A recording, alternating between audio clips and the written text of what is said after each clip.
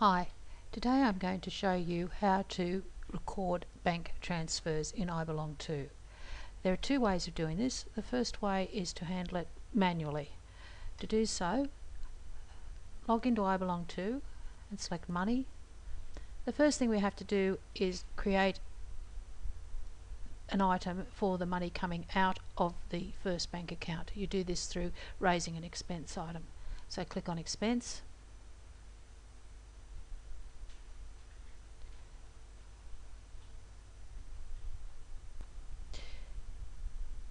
Then click Add Expense.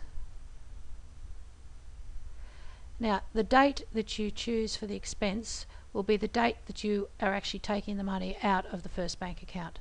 So let's leave it as today. We then select the bank account that we're taking the money from, in this case the Commonwealth. Payment to, I'd put in here bank transfer. Remove any check number, unless you're writing a check of course. Then go down to the items, select Add Item. You then need to check the box that says Show All Categories and select the one that says Bank Transfer. Enter the amount of the bank transfer and click Save.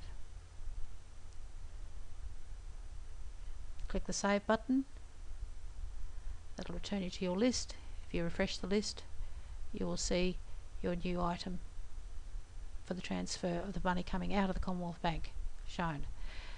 Okay, the next stage is we have to create a receipt for that money when it comes into the other bank account. So click on Receipt, click Add Receipt. Okay, now you click the other button here on the Paid By, and in here we type Bank Transfer. Now the receipt date will be the receipt usually where the amount is going over to, or coming, appearing in your other bank statement. So usually that would be a few days later. Select the say 13th, and most of these would be electronic funds transfers. So select that.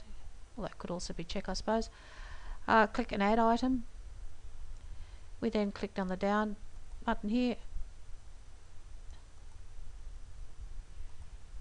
All Categories,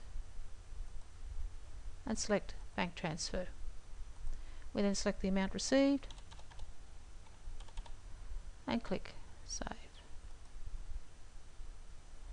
Then we click the Save button. Refresh the list and you should see the receipt for the money coming in. We now have to go over and process, like any receipt, process it into an actual deposit on the bank to where the money's gone. Click on Deposit, then go Add Deposit.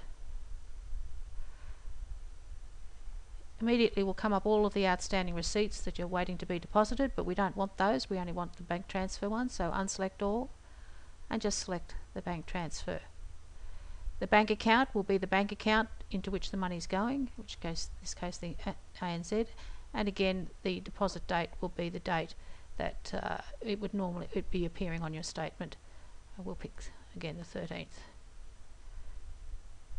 Click the Save button and refresh the list, and there is your money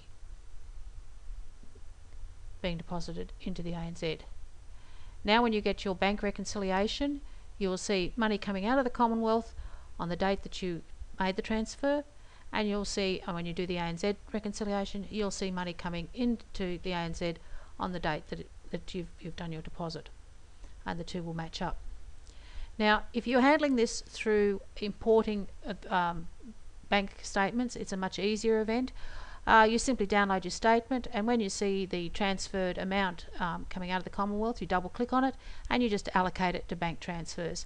And similarly, when you come to do the ANZ, you just double click on it again and allocate it to bank transfers, and iBlong2 will do everything in the background for you.